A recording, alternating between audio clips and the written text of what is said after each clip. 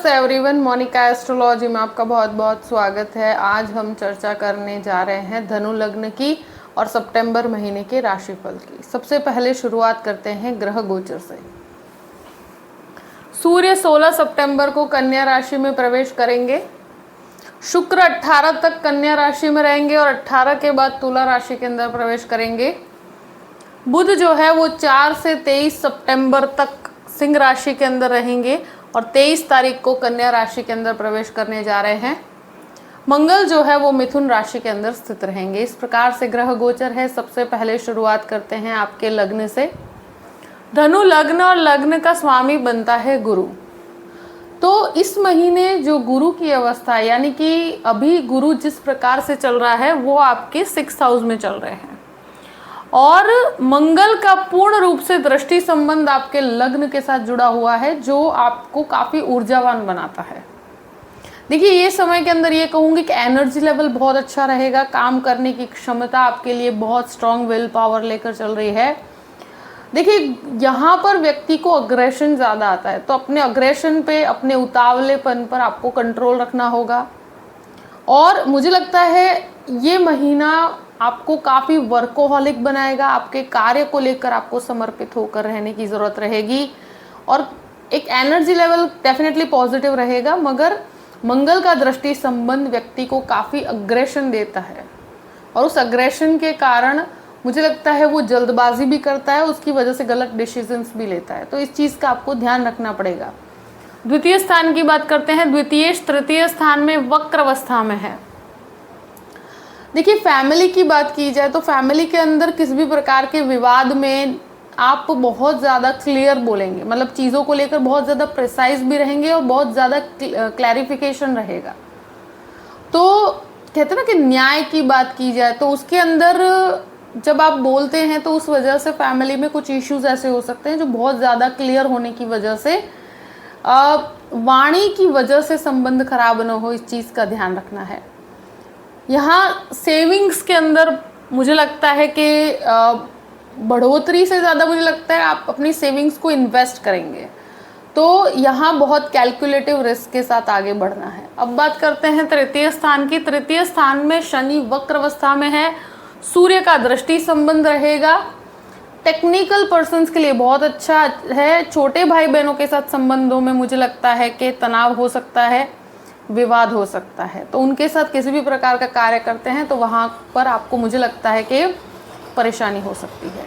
तो कोई भी इनिशिएटिव लेते हो, कहीं पर भी आपको टेक्निकली परफेक्ट होकर ही कार्य करना पड़ेगा।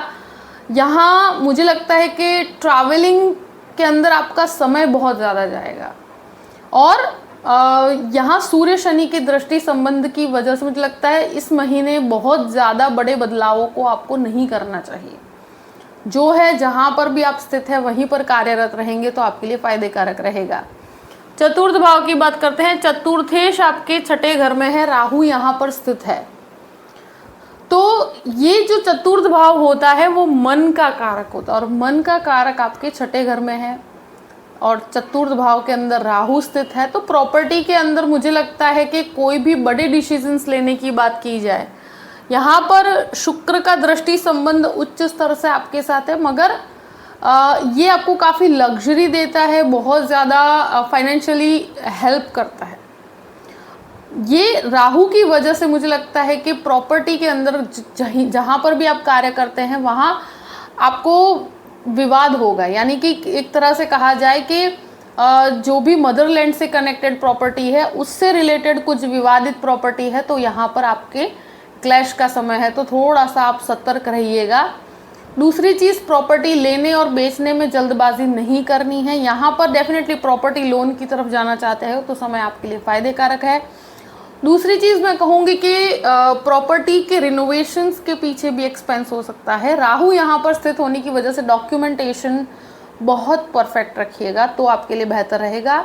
राहु कहीं ना कहीं एक फोबिया क्रिएट कर देता है, क्योंकि मन के ऊपर राहु बैठा है तो मन में ये बहुत ही अजीब अजीब से विचार आते हैं और यहाँ पर व्यक्ति कहते हैं ना कि छोटी छोटी चीज़ों को बहुत ज़्यादा डेप्थ में जाके सोचता है।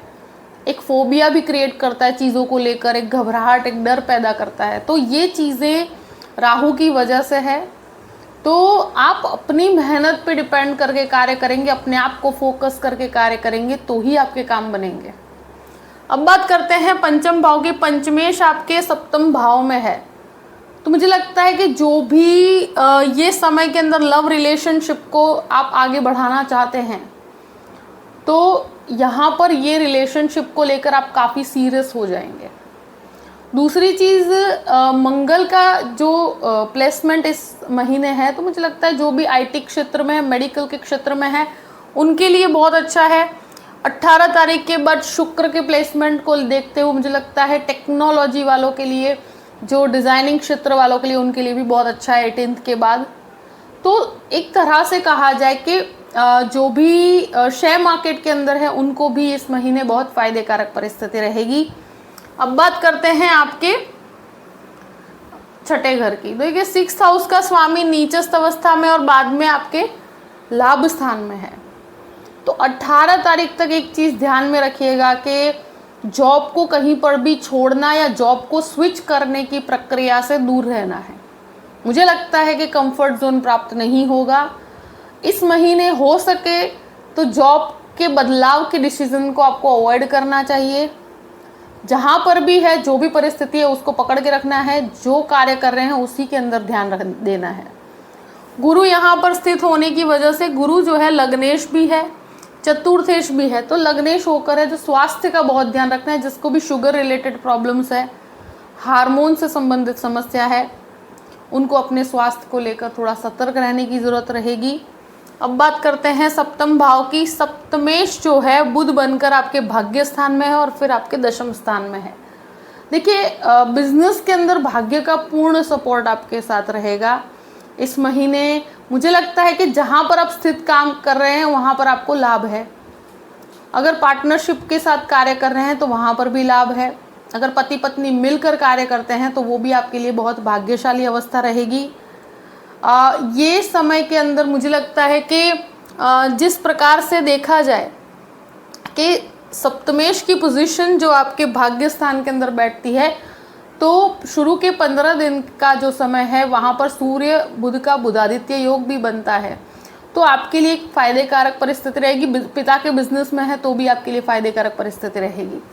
अष्टम भाव की बात करते हैं। अष्टम भाव का स्वामी चंद्रमा है, तो इस महीने रिसर्च, लॉ का रिसर्च है, मेडिकल रिसर्च है, जो कायदे कानून की पढ़ाई करते हैं उनके लिए भी बहुत अच्छा रहेगा। अब बात करते हैं नवम भाव की। देखिए नवम भाव में सूर्य रहेंगे 15 तारीख तक, बुध रहेंगे 23 तारीख तक। जो भी लोग कायदे कानून की पढ़ाई में या जज का एग्ज़ाम देना चाहते हैं, मेडिकल एग्ज़ाम देना चाहते हैं, मास्टर लेवल का कोई कार्य करना चाहते हैं, जो एजुकेशन के अंदर मास्टर लेना चाहते हैं, पीएचडी करना चाहते हैं, उनके लिए बहुत अच्छा है। पिता के साथ थोड़ा सा विवाद रहेगा। अगर पिता के बिजनेस में है तो विवाद रहेगा, फैमिली बिजनेस में है तो विवाद रहेगा। तो वहाँ पर आपको अपनी वाणी पे संयम बना के रखना है, क्योंकि मुझे लगता है कि ये विचार मतभेद होंगे और कुछ नहीं है। यहाँ पर पॉइंट ऑफ व्यूज डिफरेंट रहते हैं। देखिए आध्यात्मिक चिंतन के लिए समय बहुत अच्छा है। मुझे लगता है स्पिरिचुअल डेवलपमेंट बहुत अच्छा रहेगा। और यहाँ पर मैं एक ही चीज़ कहूँगी कि भाग्य से आपको काफ़ी चीज़ें ऐसी प्राप्त होगी। फाइनेंशियली आपके लिए एक अच्छा समय कहूँगी मैं। 10th हाउस की बात करते हैं। 10th हाउस में केतु और शुक्र नीचस्थ हैं और बुध यहाँ पर आएंगे 23 तारीख के बाद। तो मैं एक ही चीज़ कहूँगी कि जॉब जहाँ पर भी है वहाँ स्थित होकर कार्य कीजिए। बिजनेस जो कर रहे हैं उसको पकड़ के रखिए। अगर फादर के बिजनेस के में है उसको छोड़ के कहीं और कुछ काम शुरू करना है, इस प्रकार के जो डिसीजंस हैं, मुझे लगता है कि इस महीने आप जो भी कर रहे हैं उसी के ऊपर फोकस करके कीजिए। चीज़ों को छोड़ने की प्रक्रिया केतु देता है, तो छोड़ने की तरफ मत जाइए। और बहुत ज़्यादा बदलाव इस महीने आपके लिए फ़ायदेकारक नहीं रहेगा। बिजनेस के अंदर फ़ायदा ज़रूर है, मगर 10वें घर का 10th हाउस जो है, पोजिशनिंग जो 10th हाउस की है, तो शुक्र का नीचस्थ भ्रमण जो आपको एक कार्य से डिटैचमेंट देता है, जॉब से डिटैचमेंट देता है, आपको लगता है कि मैं कहीं और ट्राई करूँ, इस प्रकार की प्रक्रिया देता है।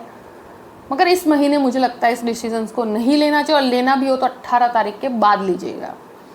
यहाँ आपके कार्य में सुपीरियर से संबंधित, यानी कि जो भी हायर अथॉरिटीज़ है उनके साथ आपके संबंधों को बना के रखना होगा।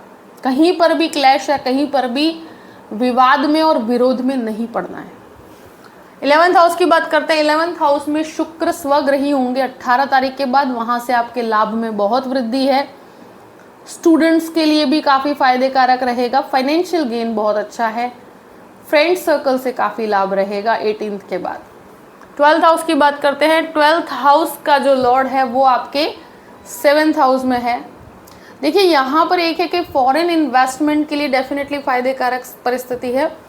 12th हाउस की पोजीशन को देखते मुझे लगता है जो भी किसी के डाइवोर्स संबंधित समस्याएं चल रही है या गृहस्थ जीवन के अंदर मंगल के कारण इस महीने विवादित अवस्था रहेगी, और स्पेशली कोर्ट कचहरी का मैटर चल रहा है तो वहाँ पर इस महीने बहुत सतर्क रहना है। मुझे लगता है कि पति पत्नी के संबंधों में इस महीने थोड़ा सा विवाद ज़्यादा है, क्योंकि मंगल ईगो क्लैश देता है जो 7th हाउस के अंदर है और वो 12th लॉर्ड होकर है। तो यहाँ पर अगर ऐसी कोई समस्या है तो लीगल मैटर में आपको इस महीने समस्या होगी, तो वहाँ पर अपनी वाणी पे संयम रखिएगा। कुछ उससे रिलेटेड खर्च भी होता हुआ मुझे नज़र आता है। एक चीज़ है कि लीगल मैटर के अंदर सतर्क रहना है। बाकी फॉरेन लैंड में कोई भी प्रकार का फाइनेंशियल इन्वेस्टमेंट करते हैं तो आपके लिए फ़ायदे कारक है। कोई भी मेडिकल की एजुकेशन में है तो बहुत फ़ायदे कारक, जो भी मेडिसिन क्षेत्र में उनको काफ़ी फ़ायदे कारक परिस्थिति रहेगी। ये है कि रिलेशनशिप यहाँ पर गृहस्थ जीवन में हो या लव रिलेशनशिप में हो तो वहाँ पर मुझे लगता है कि झगड़े और विवाद रहेंगे। आप अपने संबंधों को संभाल के चलिएगा तो आपके लिए बेहतरी रहेगी, क्योंकि इस महीने जो भी आपकी बैटल रहेगी वो संबंधों से संबंधित रहेगी। जैसे कि भले ही सुपीरियर्स के साथ हो, भले ही मैरिड लाइफ में हो, और क्योंकि मंगल लग्न में दृष्टि संबंध बना रहे हैं, 10वें घर में भी बना रहे हैं, तो ये व्यक्ति के साथ अग्रेशन का व्यवहार करते हैं अपनी वाणी को, क्योंकि मंगल का दृष्टि संबंध आपके द्वितीय स्थान के साथ भी है तो ये वाणी को बहुत ज़्यादा कठोर बना देता है, बहुत ज़्यादा डोमिनेटिंग बना देता है। तो यहाँ अपने स्वभाव के अंतर नियंत्रित होकर रहना है तो आपके लिए बेहतर रहेगा। मुझे लगता है कि आपको अपने कार्य पे समर्पित होकर चलना है। फाइनेंशियल गेन आपको जैसे ही आप कार्य करेंगे उस प्रकार से फाइनेंशियल गेन आपको बने रहेंगे। जो भी परिस्थिति है मैंने आपके सामने रख दी है। आई होप कि ये वीडियो आपको पसंद आया होगा। पसंद आए तो लाइक भी कीजिएगा और सब्सक्राइब भी कीजिएगा। देखिए अगर आप कंसल्टेशन लेना चाहते हैं तो मैंने यहाँ पर आपको नंबर दिया हुआ, इस नंबर पे व्हाट्सअप कीजिएगा। आप मुझे ईमेल भी कर सकते हैं astrologymonica@gmail.com। मैं आपको पूरी ही जानकारी प्रदान करूँगी कि कैसे मुझसे कांटेक्ट किया जाए और कैसे मुझसे कंसल्टेशन लिया जाए। अपनी परिस्थितियों को ध्यान में रखते हुए अपने पूरे ही महीने को प्लान कीजिए और हमेशा खुश रहिए। Thank you so much. जय श्री कृष्ण।